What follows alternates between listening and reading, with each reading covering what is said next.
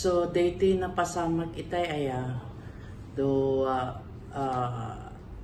ibagadang boundary ti Paway and Batak. So it was found out nga kwati Tabuk Batak. So dati biktima mapanda adadwa nga kadwa na mapanda install ti solar na poste.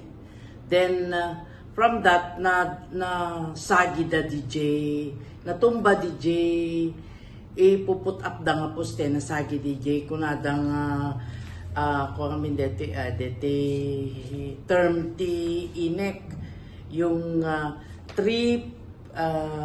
accidentally hit kunana and cut a 3-phase primary line with 7620 volt phase of INEC. So idi na tumba na DJ ti mama DJ GNT saka na.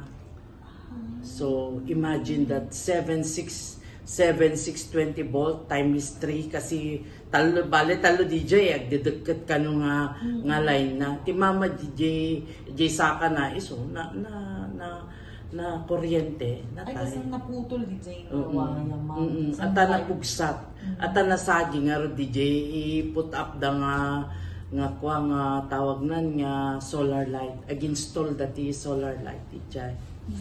So DJ kuna DJ doktor dead on arrival handang napamut kastang nakita ti je video je bombero napanan samot bombero ba DJ parang may mga pics naman pictures dito nga mapanda i-revive pero awan natay talaga isisuna mo ang kadwana DJ kadwana kat kas lang driver sa driver kun may sapay nga construction worker mit lang napandadjay so digijay kas lang nagsilbi nga witnesses upon interview DJ investigator on case kagain mo dati taga Pinili Ilocos Norte taga barangay Upon ko na Pinili Ilocos Norte. Yung dati nga aramidan da ka lang isa talaga trabaho na dito ma'am.